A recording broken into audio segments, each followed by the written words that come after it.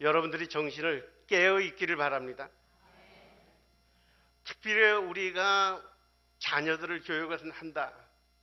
교육은 왜 한다 그랬습니까?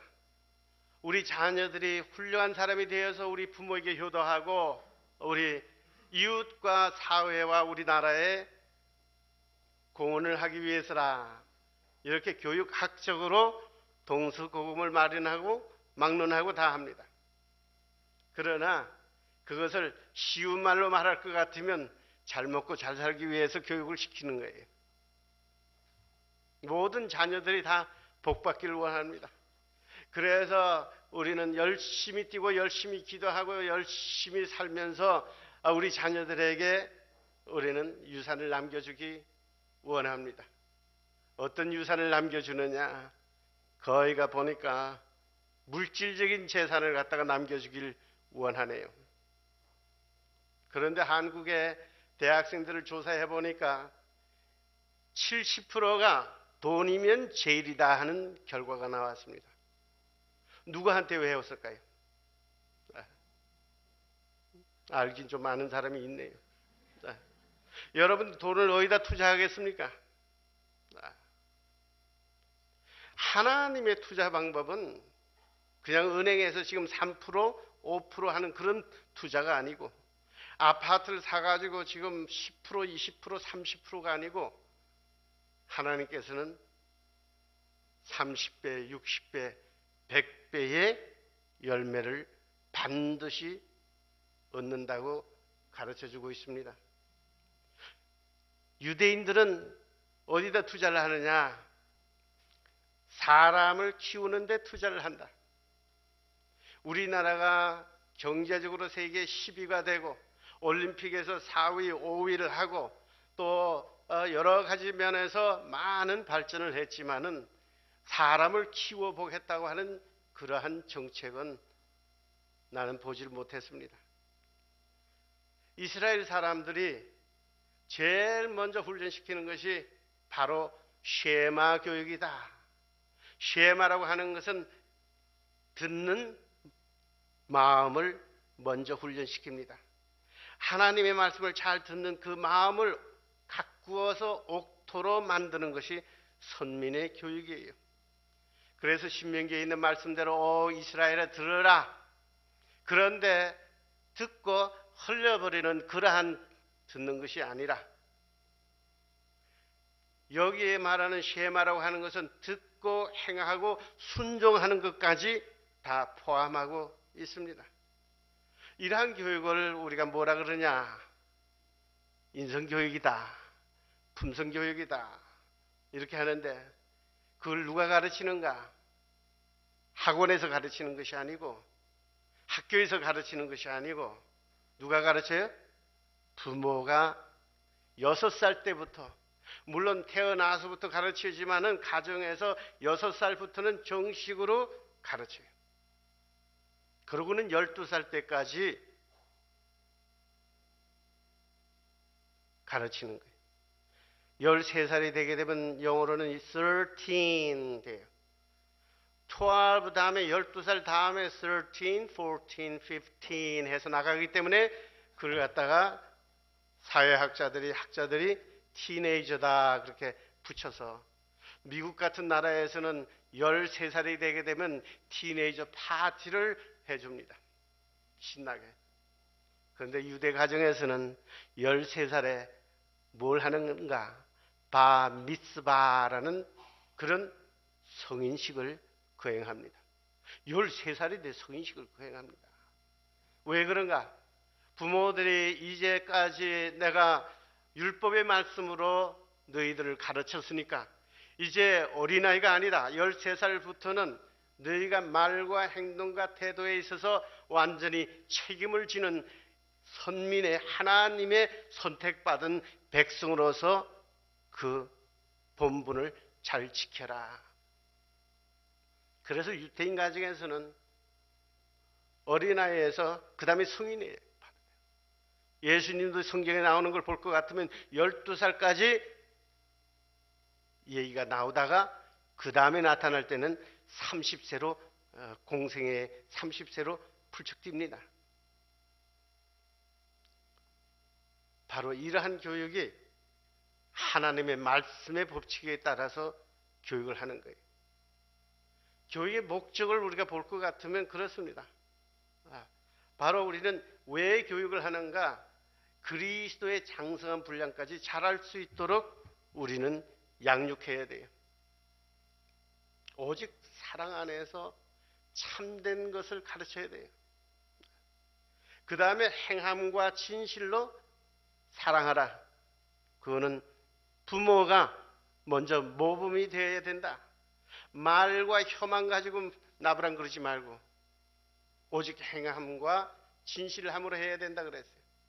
그러고 난 뒤에 우리의 자녀들을 가르칠 때는 전인격적으로 우리의 몸과 마음과 우리의 모든 혼을 다해서. 왜냐하면 데살로니가 전서에 보니까 그렇습니다. 너희의 온 영과 혼과 몸이 그리스도께서 재림하실 때에 우리가 흠이 없어야 되기 때문이다. 여러분이 잘 알고 또 암송하는 구절이 뭐예요? 다 함께 우리 한번 제일 처음 디모데후서 3장 16절만 읽겠습니다. 시작.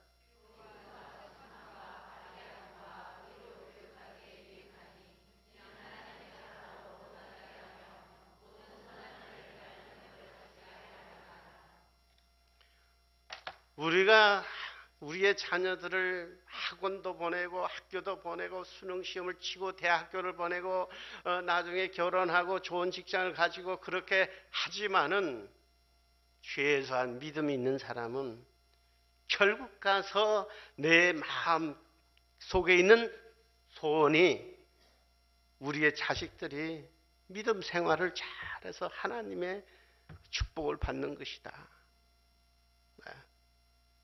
그런데 그 방법을 성경은 분명히 가르쳐 놓고 있습니다. 뭐라 그랬어요? 우리가 가르치는 것, 그 다음에 책망할 게 있으면 성경 말씀으로, 우리가 고칠 게 있으면 바르게 성경 말씀으로, 그 다음에 의로 교육하기에 이것은 유익하다 그랬어요. 그렇게 되면 어떻게 된다고요? 하나님의 사람으로 온전하게 된다. 그리고 모든 좋은 일을 갖다가 다 감당할 수 있는 능력이 생긴다 그랬어요. 성경은 여러분들에게 이렇게 정확하게 가르치고 있는데 여러분들이 자녀 교육을 어디다 대고 합니까? 전부 학원에 보내고 학교에 보내고 또 문제가 있으면 상담하는 사람한테 보내고 그래서 해결된 게 있습니까?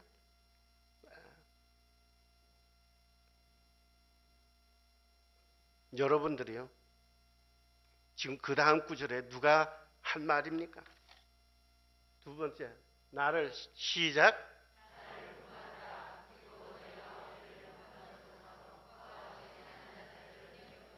빌립보서에 있는 말씀이니까 이 누가 한 말이에요?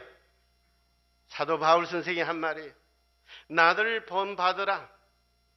내가 다 붙잡았기 때문에 내가 다 온전하기 때문에 나를 본받으라는 것이 아니라 내가 그리스도를 본받는 것처럼 빌립보 교회 교인들이요. 그 본받는 그런 교육 방법을 배워라. 그러니까 누가 본을 보여야 돼요? 우리의 부모가 먼저 말로만 하지 아니하고 모범을 보여야 된다.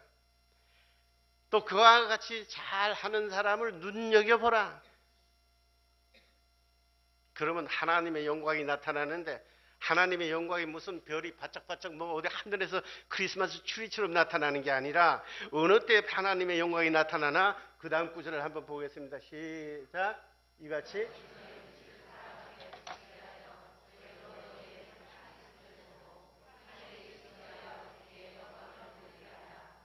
여러분의 착한 행실을 보고 하늘에 계신 너희 아버지께 영광을 돌리게 한다 그랬어요. 우리가 그리스도를 우리가 본받고 할 때에 그리스도의 인격이 우리의 가운데에 각인되게 되면 거기서 거울이 다시 반사하는 것처럼 나타나서 세상 사람들에게 하나님의 영광을 나타낼 수가 있는 거예요. 그래서 이게 안 되니까 오늘 전도가 안 된다 그랬습니다. 우린 누구나 다 대접을 받기를 원해요. 대접을 받으려고 그러면 대접을 하라고 하는 황금률이라 그래서 성경에 있는 말씀이지만은 세계에 어디를 가나 아프리카 사람에 가나 남미에 가나 한국에 가나 미국에 가나 이 황금률은 누구에게나 다 적용되는 거예요. 이러한 마음은 어떤 마음인가? 그래서 우리는 뭐라 그랬어요? 또 읽겠습니다. 시작.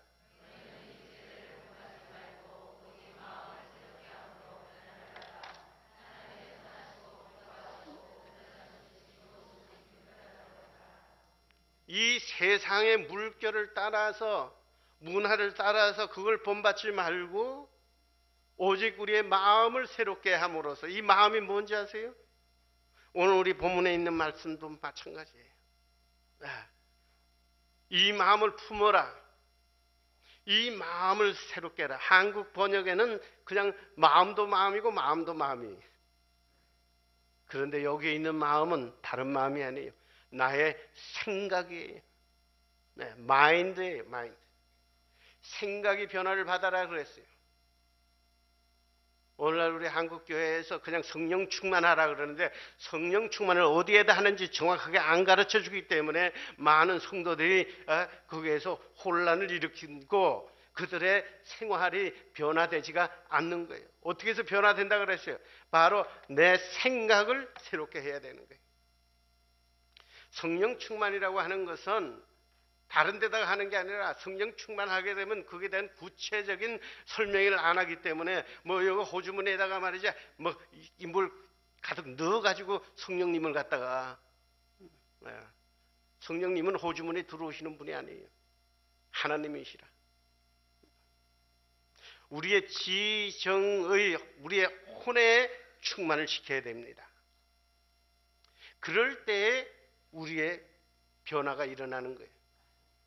그래서 사무엘 스마일즈가 뭐라고 얘기했냐 그러면 나의 생각이 변하면 나의 뭐가 변해요? 나의 습관이 변한다. 나의 행동이 변하고 행동이 변하면 습관이 변하고 습관이 변하면 나의 품성이 변하고 나의 품성이 변하면 나의 운명이 변한다. 그래서 성경 말씀은 계속해서 나의 생각을 말씀을 하고 계세요. 그래야지 하나님이 기뻐하시는 건지 뭔지를 우리는 분별할 수가 있다 그랬어요. 모든 것 중에서 분별력의 지혜가 제일 중요하다. 선과 악을 분별하라. 하나님께서는 아담과 하와를 만들어 놓고 제일 먼저 시험한 것이 선악과에 대한 선과 악에 대한 분별력을 가졌어요. 이 세상에서 어느 것이 선하고 어느 것이 악한지 어느 것이 좋은 것이고 어느 것이 나쁜 것인지를 갖다가 분별할 수가 있어야 돼요. 너희는 자기 자신을 위해서 의의 씨를 심고 우리가 사랑의 열매를 거두어야 되는데 그냥 사랑의 열매를 거두는 것이 왜 안 되는가? 내 마음 바탕 안에 묵은 덩어리가 있단 말이에요. 이 세상을 살면서 서로 갈등하고 서로 부딪히고 서로 상처 주고 해서 여러분 상처가 나게 되면 여기가 딱딱해지는 것과 마찬가지로 우리가 이 세상에서는 이러한 갈등 속에서 살기 때문에 우리의 마음이 가시밭길 같고 우리의 마음이 신장로 같고 우리의 마음이 돌밭 같고 그러한 딱딱한 마음이 있는데 거기에다가는 아무리 좋은 씨를 갖다가 뿌려봐야 열매가 나지 않는 법이에요. 아니 시골에서 농부들이 밭을 갈고 그냥 작년에 묵은 그 밭에다가 그냥 씨를 뿌리나요? 어떻게 해요? 하여튼 뭐 그런 말이 있어요. 하여튼 땅을 가는 거예요. 묵은 땅을 갈아서 농부도 묵은 땅을 갈고 난 다음에 씨를 뿌리고 해야지 그 해에 추수가 많이 나오는 거예요. 바로 이 묵은 땅을 가는 작업이 우리의 품성을 세우는 작업이에요. 마음밭을 가는 작업이에요. 이것이 대체적으로 한국 교회에서 이루어지지 않기 때문에 저는 그렇게 생각을 합니다. 또 성령의 열매가 부족하자. 마음밭을 가는 작업이에요. 그래서 우리는 성경의 이 모든 원리는 뭐냐면 왜 이렇게 마음밭을 가는가? 하나님의 형상으로 지금 돌아가는 거예요. 우리가 어디에서 왔어요? 하나님에게서 왔으니 우리는 다시 하나님으로 돌아가는 것이 정상이에요. 그래서 예수님께서도 역시 마찬가지예요. 뭐라 그랬어요? 예수님께서 본인의 품성을 설명을 한 게 딱 한 군데 있어요. 나는 온유하고 겸손하니. 이러한 마음을 품어라 그랬어요. 여기에 이 마음이 뭐예요? 이 가슴 마음이 아닙니다. 이 마음은 뭐냐면 이러한 attitude, 영어로는 그러한 태도를 가져라 그랬어요. 그리스도 예수의 마음이니. 우리의 말과 행동과 태도는 하나님께서 거룩한 백성인 거룩한 백성답게 말과 행동과 태도를 지니라. 제가 지난번에 하얀 불란서 궁중에서 나오는 종자인 하얀 강아지 얘기를 해서 하얗고 예쁘기만 겉모양만 예쁘면 뭐해요? 그래서 우리는 어떻게 해야 돼요? 거룩한 백성이면 거룩한 백성답게 말과 행동과 태도가 나타날 때에 하나님의 영광이 나타나는 거예요. 그래서 우리는 그러한 거룩한 사람, 형제 자매들을 통해서 우리는 배울 것을 제대로 배워나가는 거예요. 그래서 배워요? 학교에서 배워요? 아닙니다. 나는 감히 얘기를 합니다. 학교에서 빨리 빼내세요. 저한테서 교육받는 사람들은 거의 다 홈스쿨을 하고, 여러분 그 소문 들었을 겁니다. 홈스쿨을 하는 가정들이 하나님의 명령 따라서 하는 거예요. 그 자녀들이 얼마나 지혜가 총명한지 들었을 거예요. 그 가정에 하나님의 밭을 만드는 거예요. 하나님의 집을 세우는 거예요. 그래서 너희는 마음을 다하고 성품을 다하고 힘을 다하여서 내 여호와 하나님을 사랑하라. 사랑이 왜 안 되나? 여러분 왜 안 되는지 아세요? 다 하지 않았기 때문에. 여기는 엄청난 신학적인 의미가 있어요. 교리적